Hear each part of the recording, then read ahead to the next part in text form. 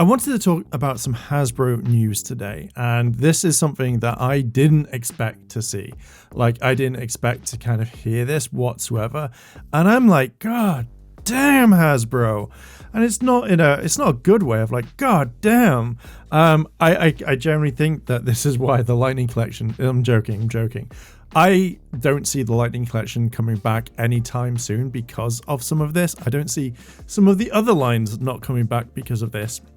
So let's actually talk about it. Hasbro reports 20% revenue drop, issues downbeat 2024 outlook. Now, it says here the key points is the toy company reported a more than 20% hit to its fourth quarter revenue and issued a downbeat of 2024 forecast on Tuesday morning. For the last 3 months of 2023, Hasbro lost over $1 billion or $7.64 per share, drastically wider than a year ago losses. The company now expects to cut $750 million in costs by the end of 2025. This to me sounds like Hasbro have made some terrible choices. And this isn't just the Lightning Collection going off because, again, like that's probably not even a dip in the well for them. Or drop in the well, is it? Anyway, but the fact is that Hasbro over time that I've seen just seems that they can't focus on a lot of stuff. Like they kind of riding the high of what happened with the pandemic because most of their products sold, so they kind of invested more into this. When Brian passed on, the previous CEO, should I say, things have, I reckon, have like turned a massive turn for Hasbro and not in the good way whatsoever. But we'll talk about that a little bit more in depth in a little bit. It says like toy company Hasbro reported a more than 20% hit to its fourth quarter revenue and issued a downbeat of a 2024 forecast Tuesday. For the last 3 months of 2023, Hasbro lost over $1 billion, which I've just said, drastically wider than losses of $128.9 million or 93 cents a year earlier.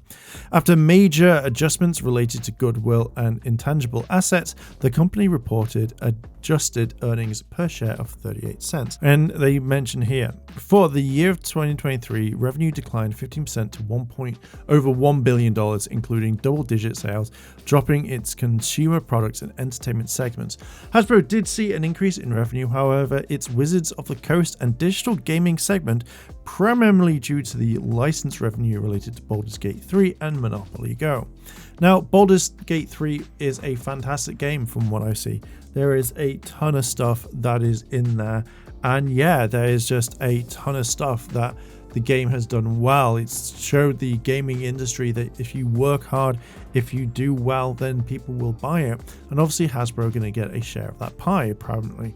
Monopoly Go, I really don't know anything about that whatsoever because to me, you know, it could be a fact of, hey, you get a certain amount of stuff for free, but if you buy certain energy crystals, lightning bolts, or Monopoly Go house pieces or whatever, then obviously you can, you know, they make money on that because that's digital revenue and it's people playing it.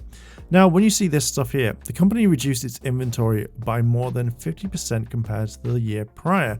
Now, that could be the fact that there is a ton of items, you know, toys or whatnot, but a lot of this has gone to Ollie's or I can't remember the other one that it's gone to, but there's been a lot that these toys that just go straight off to like these kind of secondhand places, these discount stores or whatever, and it just kind of drops and, you know, people kind of leave it. Now, it's, to me, it's one of those things that I generally think that, you know, Hasbro needs to kind of pull that, like their fingers out and stuff like that. And I'll kind of go over what I think.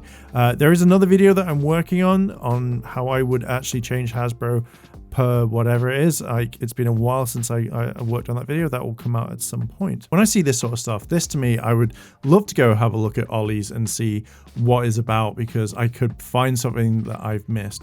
But when you see all of this sort of product that is just literally dumped on the shelves that no one is buying, what makes people want to buy it? What is Hasbro kind of doing? You also have a lot of stuff with like Star Wars here. This is one of the things that I would generally kind of change with Hasbro and the way it is.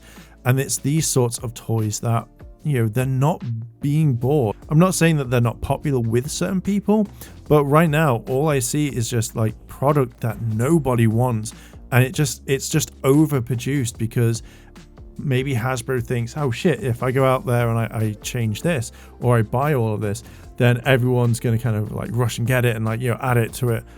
It's not. It's product that nobody wants, and again, will be sitting there probably in a few years, if not just thrown in the bin or sent back to Hasbro so they can destroy them.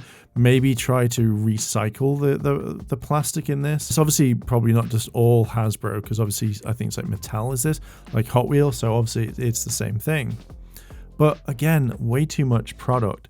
So when I see is a company reduced its inventory more than 50%, I generally kind of think, okay, you need to kind of look at what toys are selling. What are people wanting? Do people want action figures? Do people want the statue figures that don't move whatsoever?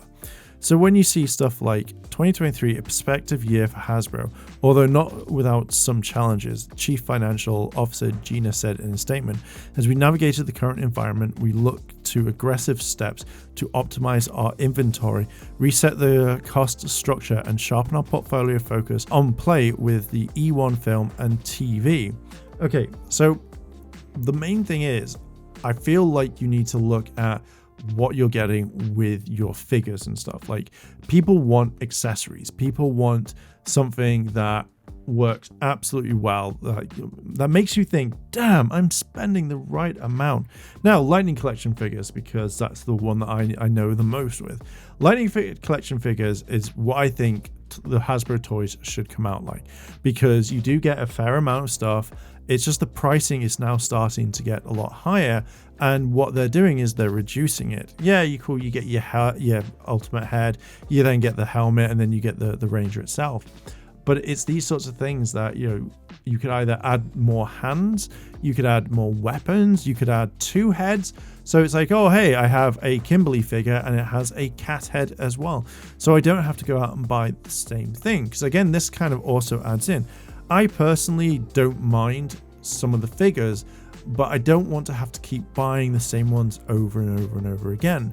Again, we keep talking about the quality control when it comes to these sorts of things, and to me, it's just a really interesting thing that they need to fix. Like, you can have your basic figures, but if they're dull, they've got no paint, they come with hardly anything, someone's gonna pass on it. Like, when I look at stuff like Figma or Figuarts, they come with the right amount of accessories that I go, damn, I'm so glad I spent like X amount of money on this figure, because they're posable, they're fun to play with, they're detailed.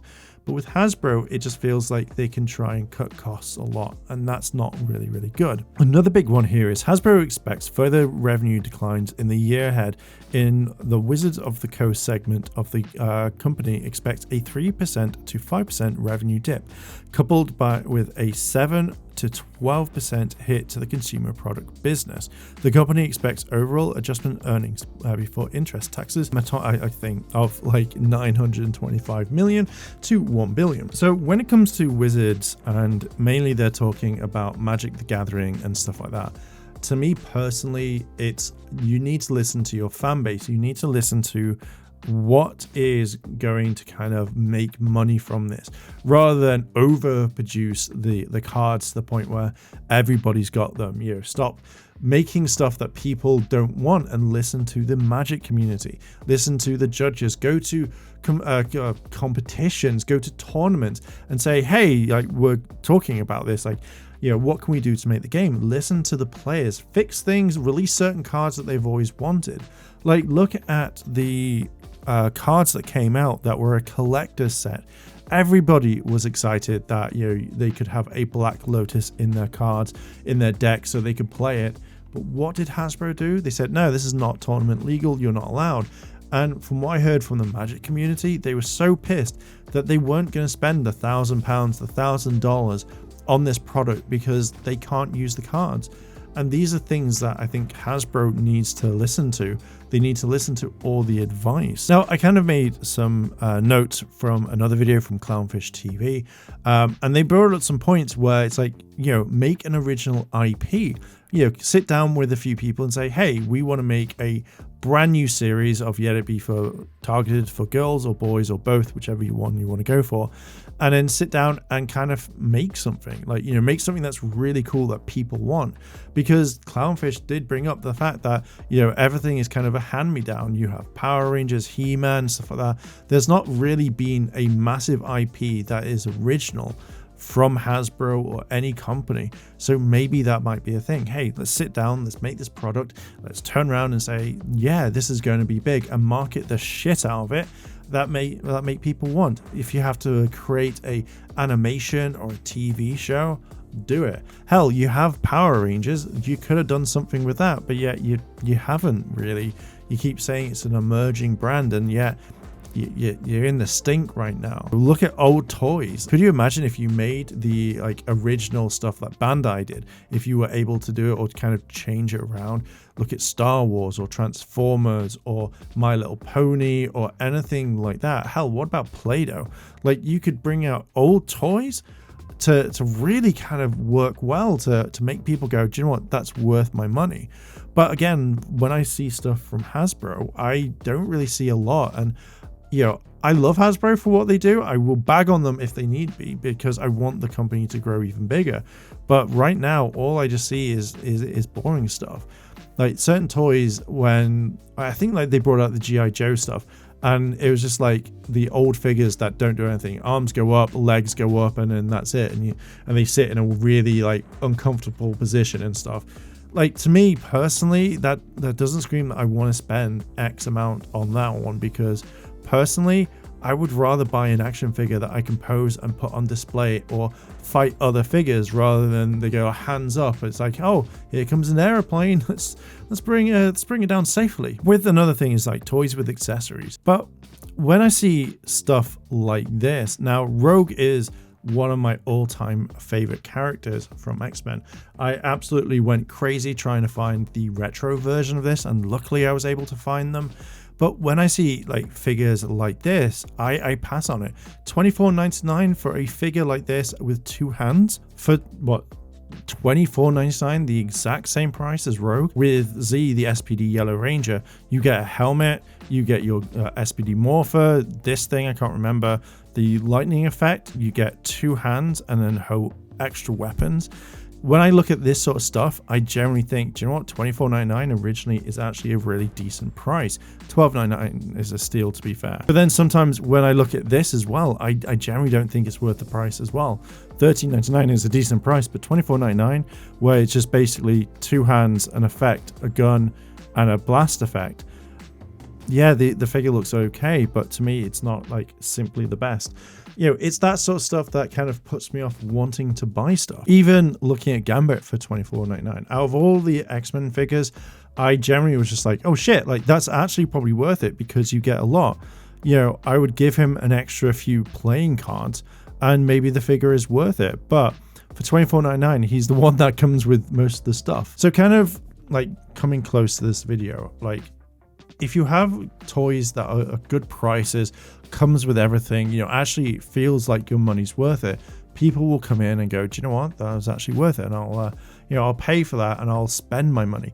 When you get toys that aren't fucked in the box, that aren't falling apart, that actually have been quality control tested properly, then people spend their money and they want to kind of support the brand. When you've got them going oh, we're going to go on hiatus and stuff, it just messes with the line, because people then are going am I going to continue this line? Do I keep hold of all my product? What do I do, etc., etc., rather than just go okay, well, I'm now going to get rid of it, or I'm not going to collect, which then brings the sales down of Hasbro. But yeah, I just really wanted to kind of talk about that. There's so much I would want to talk more, and I'm going to release a video on my thoughts on that later. But yeah, that's my kind of general thought. What are your thoughts on this? Let me know down below in the comments. I'm going to leave it there. Thank you very much for listening and watching. If you want to help out the channel, then the Patreon as well as the channel memberships are always there. Thank you very much, and I'll catch you in the next video. I want to say a big thank you to all my Patreon supporters, and I wanted to shout out Kimono Cat. Your help goes a long way to help support the channel, and if you want to help support the channel, the links to my Patreon and channel memberships are listed below in the description. あらあら、チャンネルをサポートしてくれてありがとうございます。チャンネル登録、高評価お願いします。以下のリンクから商品を入手することができます。